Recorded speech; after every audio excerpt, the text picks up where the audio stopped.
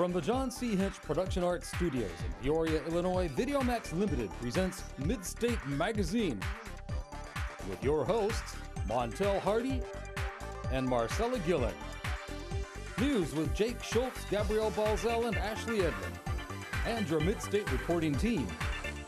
Sports with Kevin McClellan. On the Beat with Christine Kinnear and Christy Sergai. Money Matters with Jewel Jones. Get Real with Elise Andrew. Let's Eat with Stephanie Robbins. About Town with Kristen Pedicini. Street Team with Samantha Lebos. And State of the Arts with Elizabeth Scoville. And now, from America's friendliest city, Midstate Magazine starts right now. Welcome to Midstate Magazine. I'm your host, Montel Hardy. And I'm your other host, Marcella Gillen. And we have a lot of things exciting happening in the news that we're going to eventually get to. But I'd like to talk about, since I'm a runner, is this Boston Marathon. Okay. Yeah. So tell me a little bit about it. You know, it's one of those races where you have to qualify. You Okay. know, a marathon's typically like, 26 miles? You literally have to spend the whole day running. And eventually, I'd like to get down to running one. Really? Yes. See, I can hit about 3 miles now at the gym, but Yeah. 25 is... It's one of those things where you just, you put it on your bucket list. You got to do it before you die. What if you die during it, though? Because you that's been the case, though. Yeah. Somebody from my hometown, I think, suffered something with his heart. Kind of young. It was a little sad. It was sad. Yeah. But well, I mean, at least you went out, doing what you love, right? yeah, but you know what's kind of disgusting about the whole marathon running is people's toenails fall off. Isn't that sick? Out of all the random things. Out of all of the stuff. That's why I'm a little scared to do it. Jake, Ashley, and Kevin are giving us a look into what's going on around our community. Good evening, I'm Jake Schultz from Midstate Magazine. And I'm Ashley Edlin, and now let's take a first look at the news. The crisis in Japan continues to get worse as nuclear regulators raise the security level from a 5 to a 7, equal to that of the Chernobyl disaster. The plant has the potential to release the same amount of radiation as the Russian plant did in 1986. Japan's Nuclear and Industrial Safety Agency raised the threat level after the amount of radioactive particles released in the atmosphere had achieved higher levels. Unlike Chernobyl, however, there have been no core explosions at the Fukushima Daiichi plant, only hydrogen explosions. Also, the amount of radiation leaking is currently only about 10% of the Chernobyl accident. Knoxville County residents recently ended a 70-year ban on alcohol. The decision was made in early April by 688 votes to 102.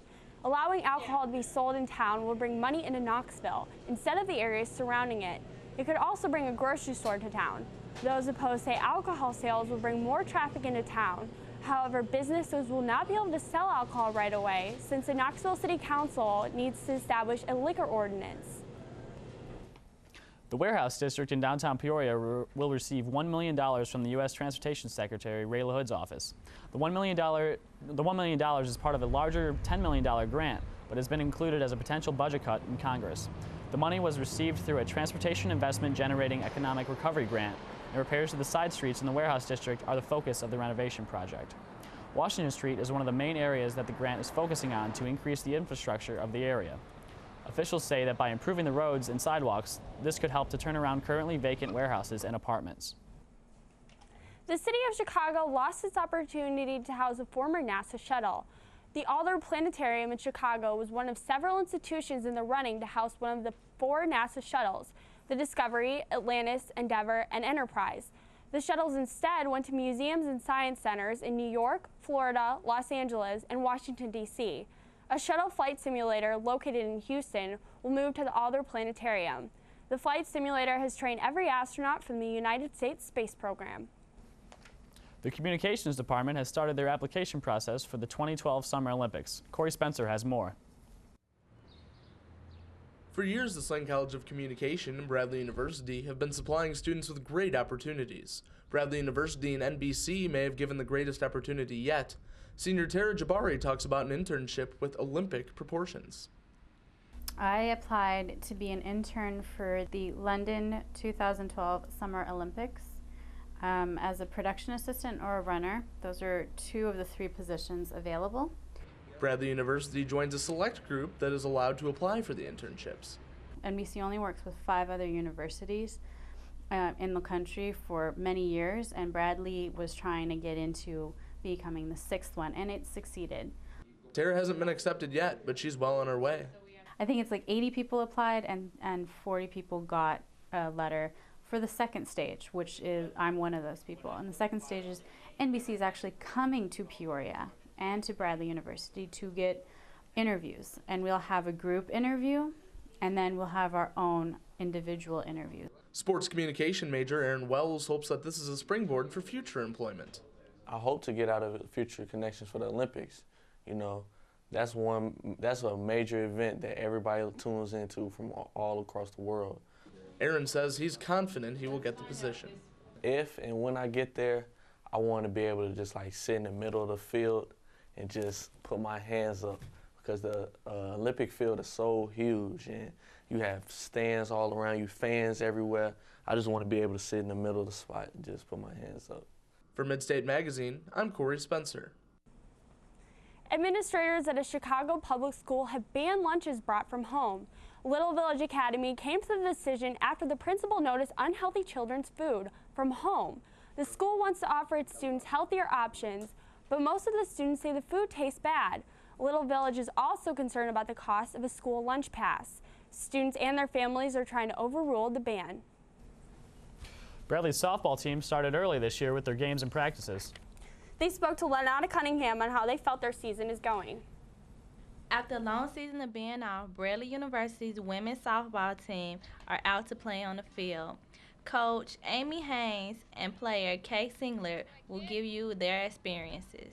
It was nice to be at home today, you know, to come out here and be able to play this early on our home field should be a real advantage for us. A lot of it is approachability. You're going to make mistakes in the game. It's a game of failure, obviously. So whenever you do make a mistake or you don't get that hit that you want, it's a lot about being approachable and being able to take constructive criticism well.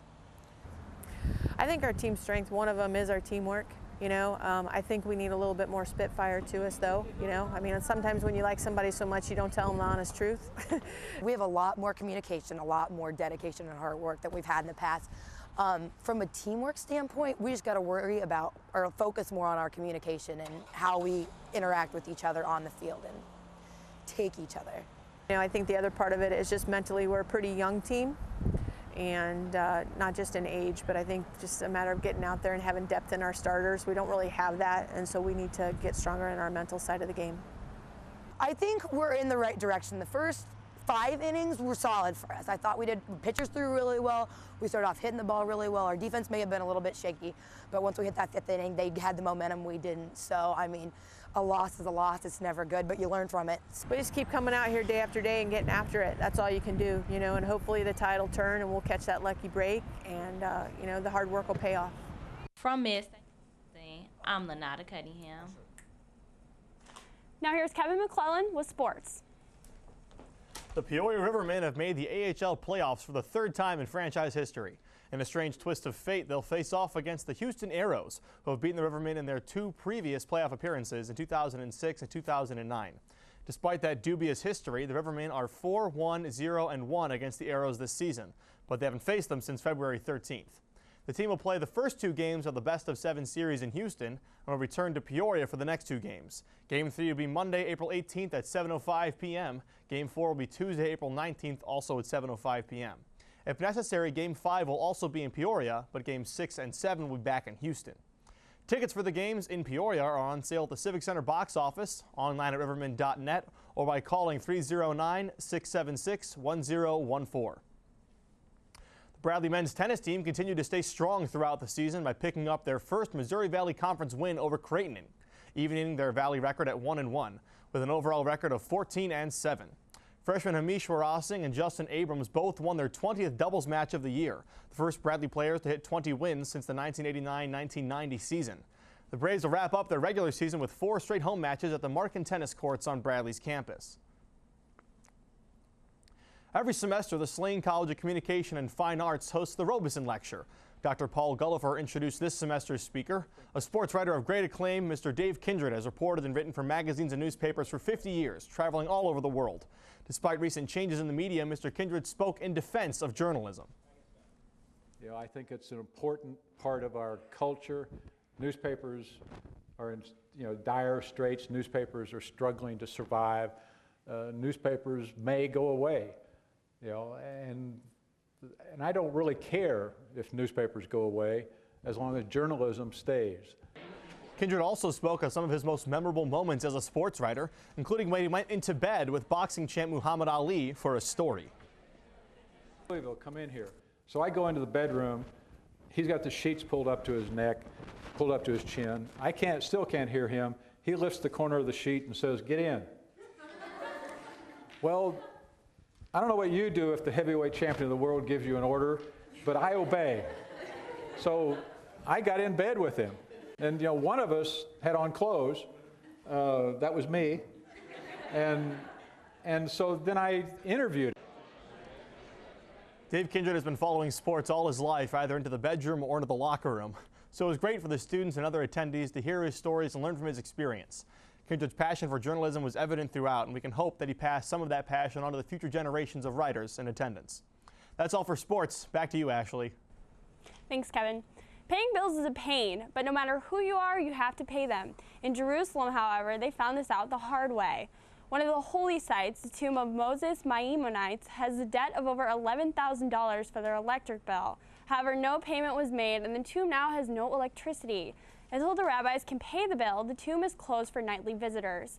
The tomb is visited by millions and is a place of prayer all day and night.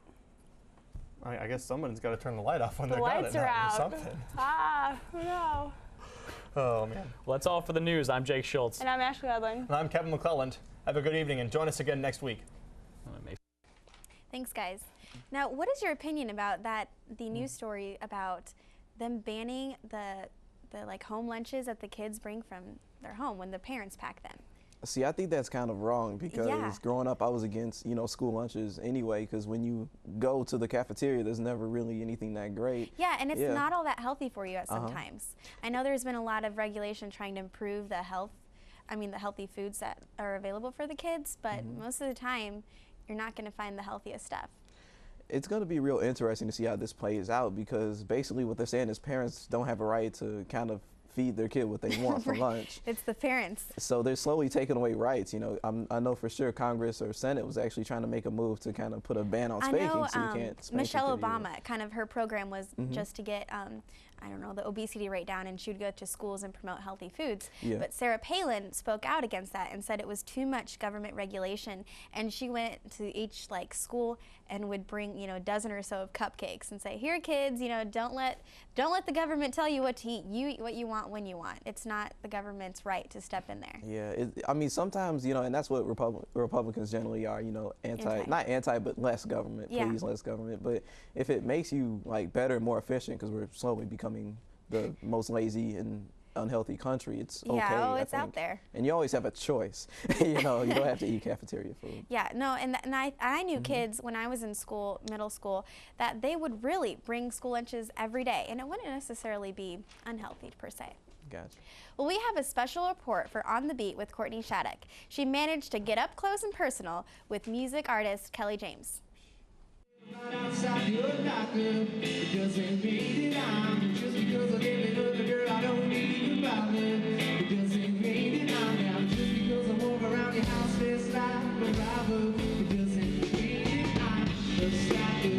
Little-known singer-songwriter Kelly James made a big impression at Bradley University last Tuesday. For Kelly, music has been a passion of his since he was young. I started playing music when I was 12, and I pretty much, always loved music growing up, but all my friends played sports, everybody played sports, that was our focus, and so I was just a guy with a guitar at parties, always playing. Started writing songs when I was 14, and then put out an album in college, and that kind of took off from there, and it's been an upward trend since.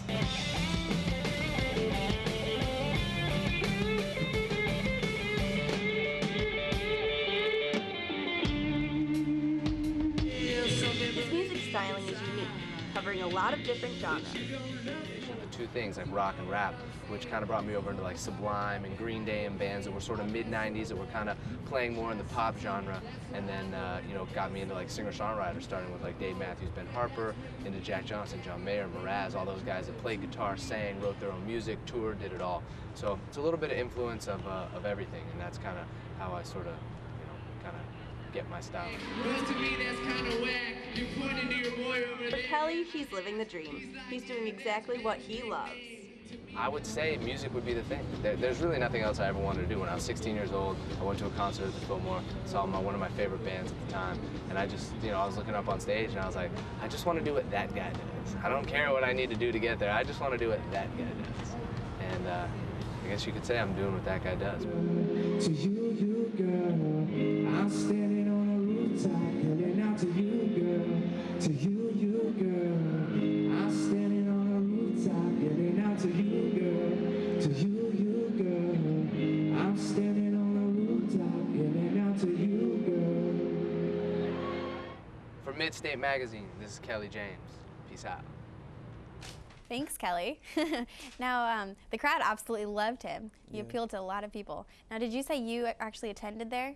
Yeah, I was there, you know, to see him, and he actually did a great job opening for Posner Derulo, and he's known for his ability to sing and cover different genres, just like Courtney said. And of course, yeah, rock and he can do a little freestyle too every now and then, and he kind of did that towards the end of his performance. Yeah, and I think he had a great personality. He was very down to earth and really was personable and talked about his experience, about, you know, how he said all his friends at the time were athletes and he was the one with the guitar and slowly evolved into what he is now.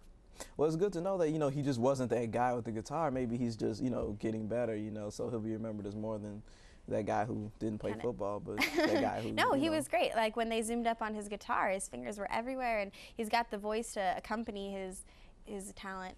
Yeah, he can sing really well. There's a lot of notes he can hit. I think he kind of wowed some of the fans because normally an opener is to get them warmed up, but I think more people were a little more impressed. Really? Yeah, That's interesting to know. The opening act's a little more impressive than the main one. Even equally impressive is probably what I would say. And I think if you can get an equally impressive opener, then you've got a great concert. And you said they were kind of buddies or tight with Mike Posner, right? Yeah, so from basically what I heard is that Posner was originally signed to perform here, and a friend of his is Kelly James, and he's kind of been touring with him, and he said, okay, well, he'll go ahead and do this for free. I want my buddy to perform and open for me. And he just said yes, and we had him. Yep, and the rest was history. So. That's exactly right. Now, Jewel Jones gives us some good advice on how to save money while shopping. Hi, I'm Jewel Jones. Being frugal is in vogue, and that does not stop when you are shopping for clothes. Thrift shopping has been on a surge, and it is possible to shop till you drop.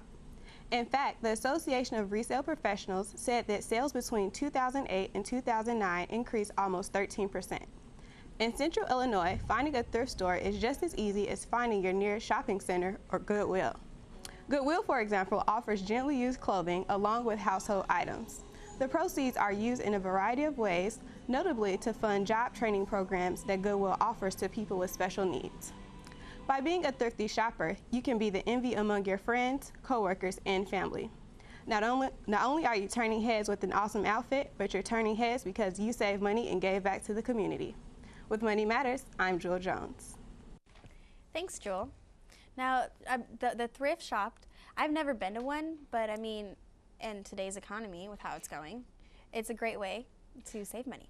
I can imagine it being a great way. I've also never been to one either, so we're just gonna have to go one day. Well, you know, I go to department stores, but you know, you look like what's in your budget, and you have to practice self-discipline, and you go to the clearance rack because that's where all the good deals are, anyways. Yeah. Well, I mean, I'm sure. I mean, I think like I don't really do a whole lot of clothes shopping, but when I do, I typically try to just go and catch. Do you make your mom do it for you? No, like I'm just not like a clothes shopping person. You know, I'm the person who will just, you know, go when I feel, you know, like necessary when that it's I necessary. really need clothes. But then when I'm in that situation and I'm supposed to find like an outfit that I really need for a certain occasion, I end up like going to other stores and like looking around and buying something I don't need, and then I never end up getting what I was there for. Yeah. Well, when I go in, when I go in with a goal, but you know, I just try to take my time and pick something nice. That's right. Stephanie Robbins visited Jalapenos in Peoria for this week's Let's Eat. Let's check it out. Located in the Peoria Metro Center, Jalapenos is a great place to enjoy Mexican food, drinks, and culture. Jalapenos server Ricardo Martinez tells us a little about the weekday drink specials. Jalapenos is known for margaritas. They're really good. Tuesdays, 12-ounce margaritas for $3, and Fridays, 27-ounce margaritas for $6.50. Jalapenos isn't just a bar, but a family restaurant as well. Jalapenos is more like a family restaurant. During the weekends, after like 10, it's more like only bar people drinking. But it's mostly a family restaurant. Ricardo shared a few of his favorites with us. Steak fajitas, we have this special entree. It's not on the menu, but it's called ranchero cheese. It's steak or chicken. Bell pepper, onions inside. It's like a quesadilla, but with cheese on top of it. Ricardo truly had great suggestions. The steak fajitas were juicy, tender, and full of flavor. The steak burrito was topped with cheese, a little spicy, but still very delicious. The ranchero cheese and chicken was full of spice and would please anyone looking for an extra kick. So when you're looking for a laid-back night on the town or celebrating any holiday, you can come to Jalapenos to have a festive meal. For Midstate Magazine, I'm Stephanie Robbins. Hasta luego! Hasta luego, Stephanie. Yeah. Now, I don't know about you, but I was impressed with the environment that they had in there, like all the Aztec pieces and very authentic Mexican culture in there.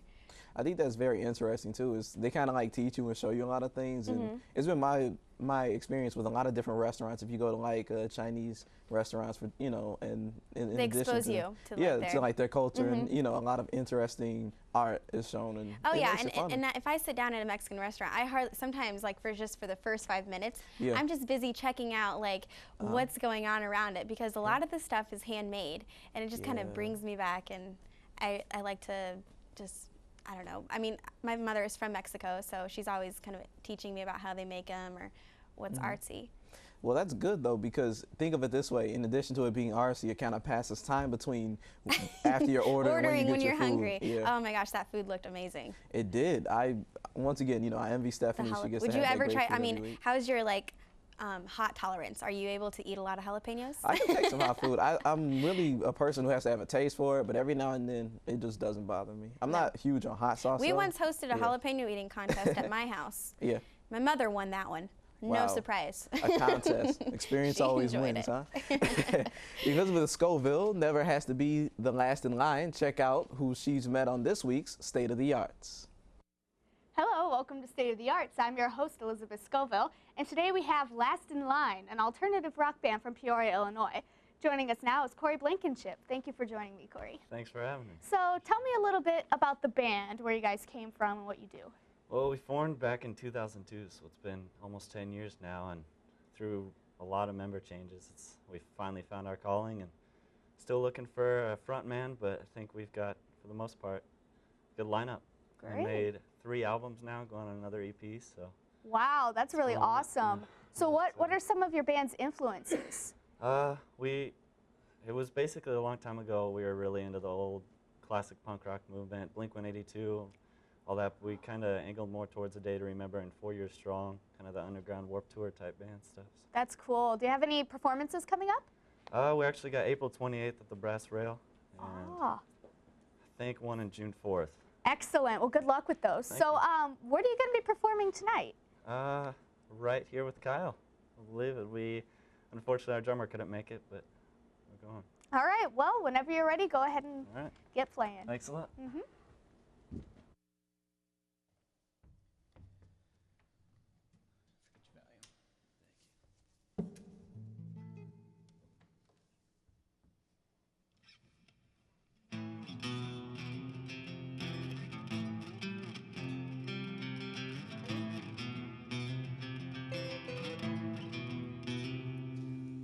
I cannot describe the things I've seen.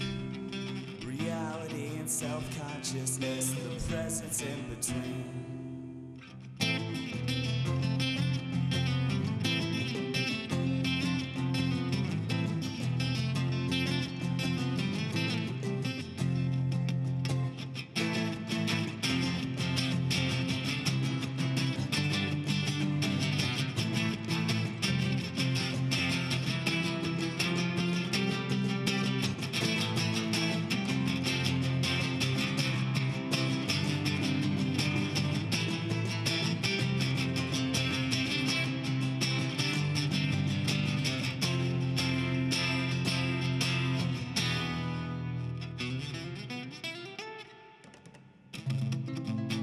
These ghost-like voices are no longer whispering. Is it paranormal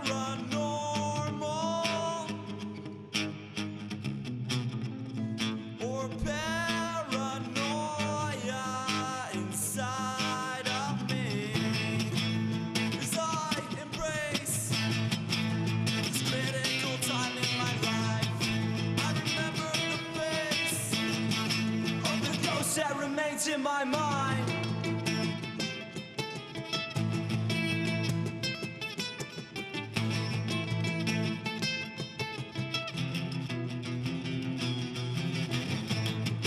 You gave me the drive, the push and pull, the will to survive. Now I'm lucky to be alive.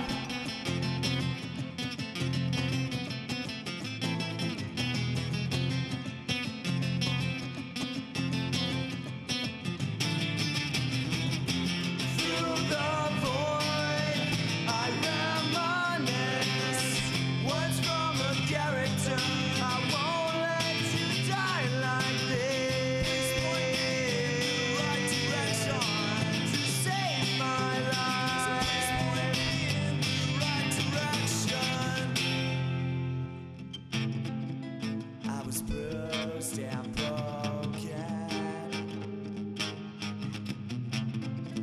I was unaware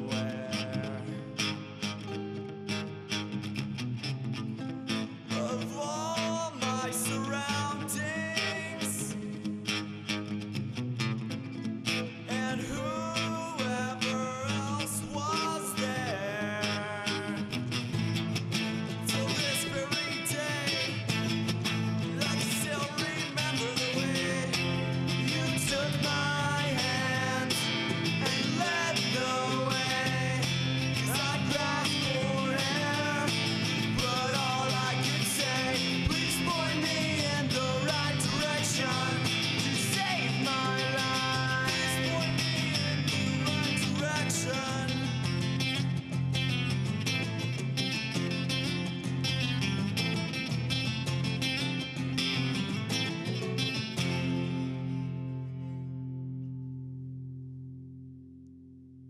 Well, that was an excellent performance by Last in Line. I thank them for coming, and I thank you for watching. For State of the Arts, I'm Elizabeth Scoville.